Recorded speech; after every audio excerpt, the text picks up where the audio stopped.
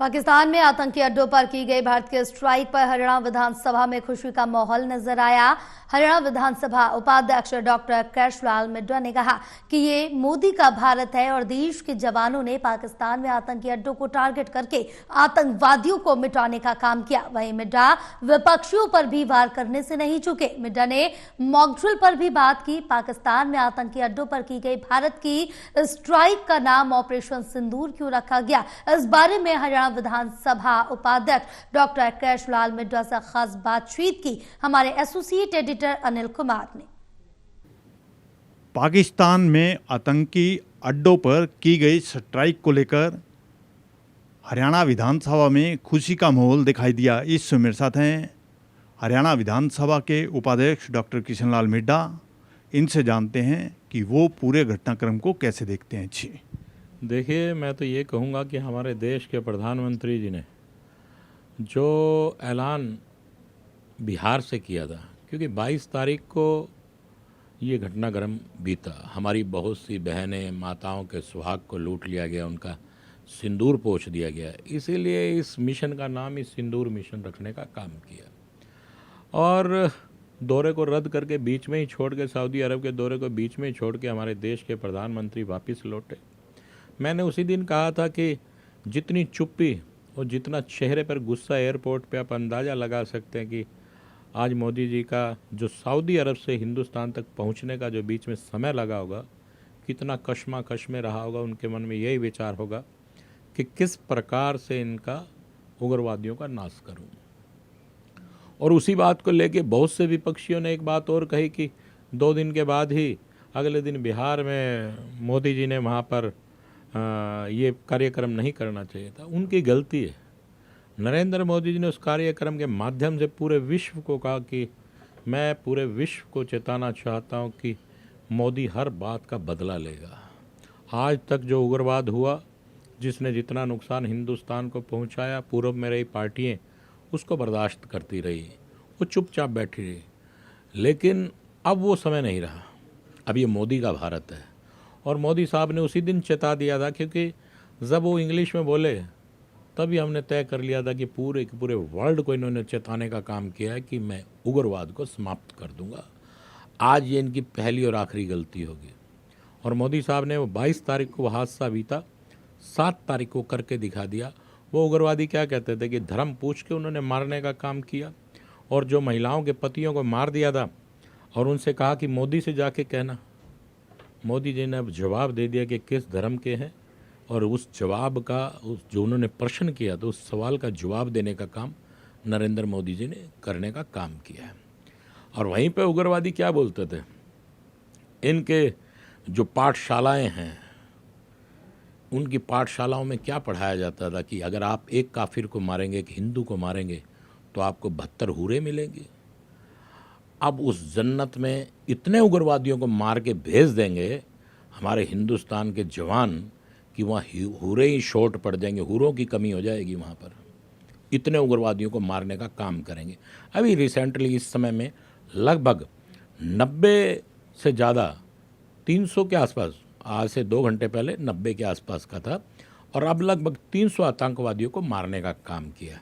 वहीं पर ही मसूद अजहर के पूरे परिवार को समाप्त कर दिया गया। और जो समाचार की रिपोर्ट्स के अनुसार कि मसूद अजहर रो रहा है अपने परिवार को लेके। बहुत से परिवारों को तुमने मिट्टी में मिलाने का काम किया मसूद, अब तेरा नंबर है। किसी भी आतंकवादी को बख्शा नहीं जाएगा। ये कोई हमला किसी देश पर नहीं है, ये हमला आतंकवादियों के ऊपर है।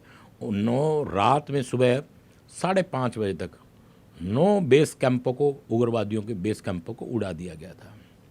मैंने पहले भी जिक्र किया था कि वो कहते थे कि शांत है, शेर अगर एक कदम पीछे हटाता तो इतनी लंबी छलांग लगाता, उसका आप अंदाज़ा नहीं लगा सकते। ऐसा ही हमारे देश के प्रधानमंत्री ने किया। बहुत वर्षों के बाद ऐसे नेता देश के लिए पैदा होते हैं जो काम करके दिखाया। आज हर व्यक्ति की ज़ुबान पर एक ही बात है कि मोदी जो संकल्प लेता है उसे पूरा करता है, और मोदी जी ने वो करके दिखाने का काम किया। मैं तो आज आपको यही कहूँगा, जो बीच में ये दिन बीते हैं, जिस प्रकार से विपक्ष के नेताओं ने या कुछ ऐसे जयचंद ने जो गद्दार थे इस देश के, उन गद्दारों ने पाकिस्तान के पक्ष में या उग्रवादियों के पक्ष में बात कहने का काम किया। हर एक भी पाकिस्तानी की किसी व्यक्ति ने भी अपने पाकिस्तान के खिलाफ शब्द बोलने का काम नहीं किया। शर्म आनी चाहिए ऐसी गद्दारों को। मैं तो ये बात भी कहूँगा कि भारत कभी नहीं झुका, भारत कभी नहीं झुका दुश्मन की तलवारों से। भारत को जब जब बर्बाद किया तो भारत के गद्दारों ने। इन जयचंदों का भी हिसाब भारत की पूरी जनता को लेना चाहिए।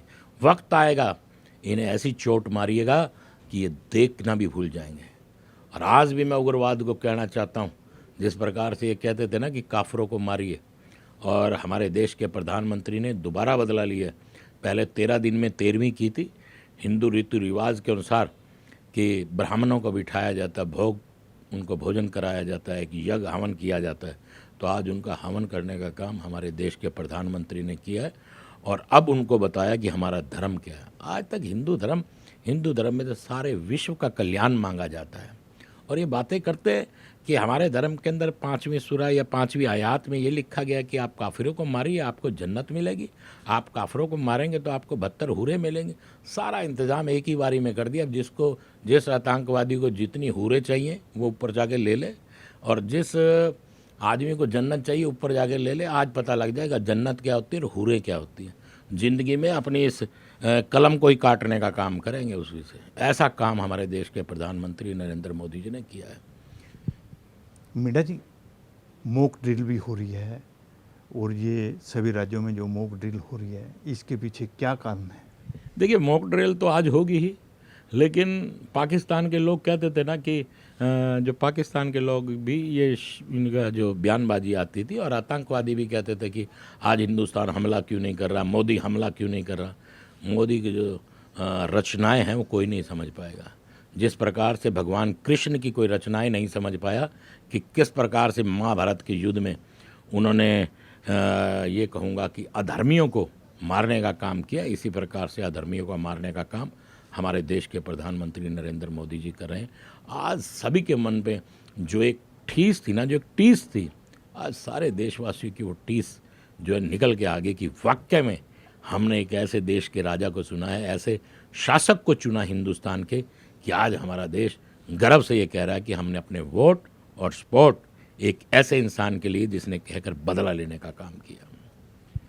मीडा जी, मॉक ड्रिल से पहले ही पाकिस्तान में आतंकी अड्डों पर पिन पॉइंट पे हमला किया है। क्या कारण है कि किसी को पता नहीं चला और लोग देखते रह गए? देखिए, ये रणनीति है, ये युद्ध की रणनीति है, और नरेंद्र मोदी जी जो इतने दिन चुप रहे तो रणनीति बनाने का काम कर रहे थे, और आपको अच्छी तरह पता है। देखिए, मैं ये कहूँगा, जिन लोगों ने इस देश के लिए अपनी जान दी है, आज उनका हिसाब किताब नरेंद्र मोदी जी ने बराबर कर दिया है। और मॉक ड्रिल का जहाँ तक है, मॉक ड्रिल तो अब हो जाएगा, लेकिन एक ठीक समय पर टारगेट कर जहाँ जहाँ उग्रवादियों के ठिकाने थे उन उग्रवादियों को ठिकाने को मिटाने का काम किया है। अब इस देशवासियों को समझ आएगी कि हिंदुस्तान में रहना है तो भारत माता की जय कहना है। अगर यहाँ कोई भी आदमी रहेगा उसे भारत माता की जय कहना पड़ेगा। कोई चाहे राजनीतिक दल का व्यक्ति हो या कोई भी व्यक्ति इस धरती पर रहेगा, भारत माता की धरती पर रहेगा, तो उसे मानना पड़ेगा कि भारत माता की जय है, वरना उसका जहाँ पे हो सकेगा तो लोग ही उसका हिसाब किताब बराबर कर देंगे, हिंदुस्तान की जनता ही उसका हिसाब किताब बराबर कर देगी। ये थे मेरे साथ हरियाणा विधानसभा के उपाध्यक्ष डॉक्टर किशन लाल मिड्डा। इन्होंने बताया कि पाकिस्तान में आतंकी अड्डों पर जो स्ट्राइक की है, इस मिशन का नाम सिंदूर क्यों रखा गया है। Anil Kumar, total news, Chandigarh.